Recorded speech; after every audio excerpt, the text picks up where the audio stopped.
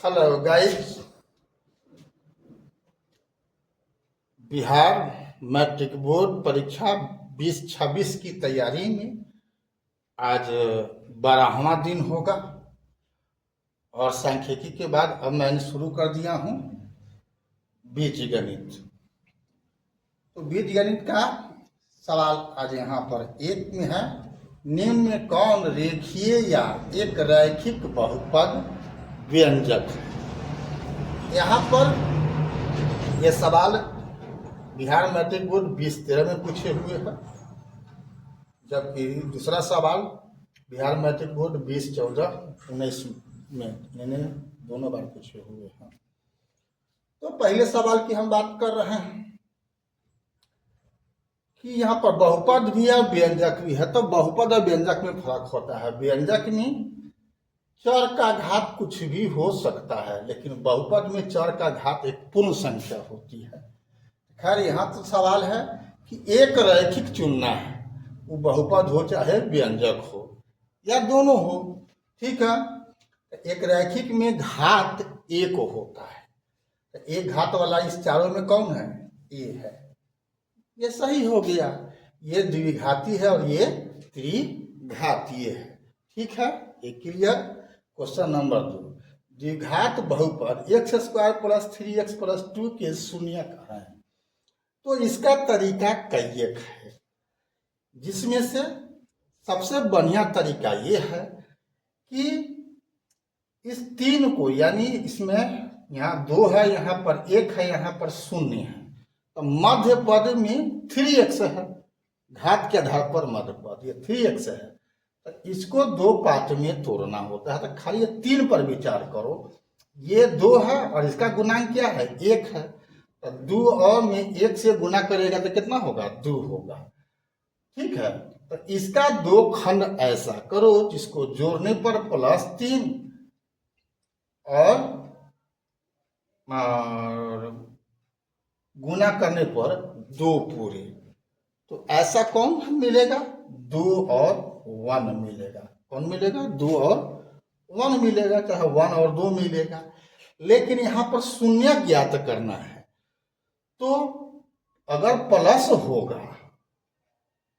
होगा तो इसका मान 0 नहीं होगा।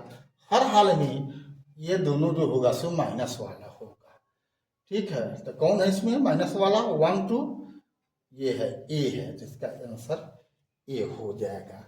एक तरीका ये हुआ। दूसरा कि इसमें से प्रत्येक का मान इसमें भर करके देखो, यौन मान जो भी 0 आ जाएगा वही मान संतुष्ट करेगा, नहीं वही इसका शून्यक होगा।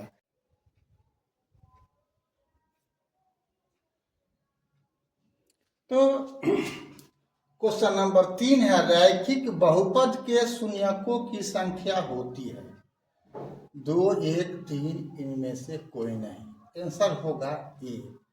रैखिक में यानी एक घातीय वाला में एगो होता है, द्विघातीय वाला में 2 गो होगा, त्रिघातीय वाला में 3 गो होगा, चतुष्घातीय में 4 गो होता है, ठीक है। समझ गया। तो एक रैखिक है, यानी एक रैखिक हुआ तो घात एक वाला हुआ तो शून्य का संख्या भी 1 होगा। क्वेश्चन नंबर 4 है, द्विघातीय बहुपद x² + 1/6x - 2 के शून्यक है। तो वास्तव में शून्य द्विघातीय है तो 2 गो होगा। यहाँ यही ध्यान रखो कि किसको जोड़ करने पर 1/6 प्लस में है यहाँ पर, तो माइनस में कौन आएगा? माइनस में आने के लिए इसमें 3 4 का तो 1/6 होगा ही नहीं।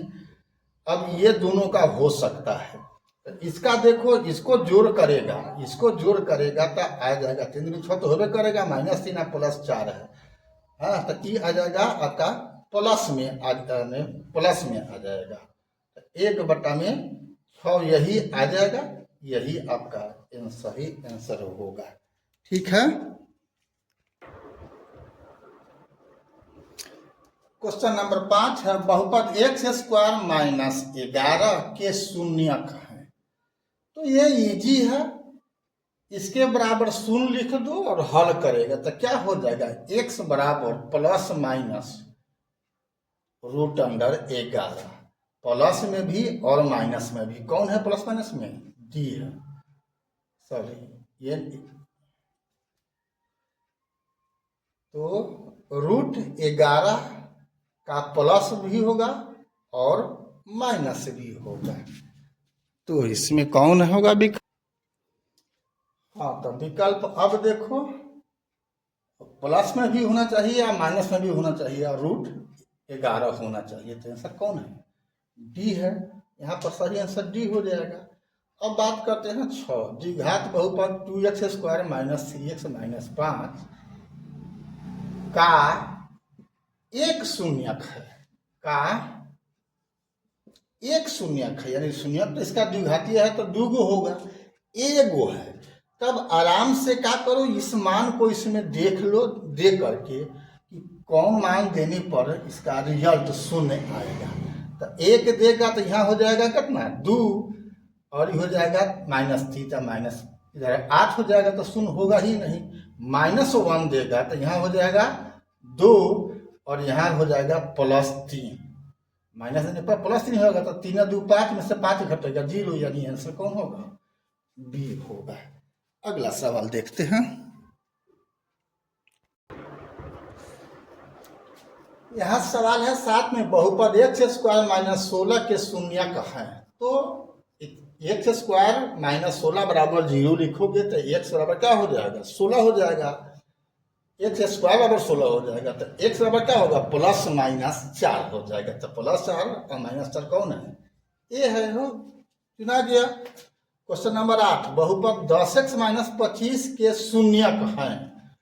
तो इतना बराबर यानी 10x - 25 बराबर 0, तो क्या हो जाएगा? 10x बराबर 25, तो x बराबर क्या हो जाएगा? 25/10। तो 25/10 कट करके क्या हो जाएगा? 5 से कटेगा, 5 दूनी 10, 5 दूनी 10। तो कौन हो गया? ए हो गया। अगला सवाल देखते हैं। क्वेश्चन नंबर 9 है, एक घात वाला बहुपद कहलाता है। एक रैखिक, इसका एक घात हो रैखिक बहुपद या एक रैखिक एक होता है, नो डाउट। क्वेश्चन नंबर 10 है, द्विघात बहुपद का व्यापक रूप है। द्विघात जिसमें घात 2 हो तो इसमें कौन है? एक दुलड़ुआ है फर्स्ट, इसमें 4 है, इसमें 3 है। तो ax² + bx + c यही होता है, कॉमा ए बराबर नहीं है 0।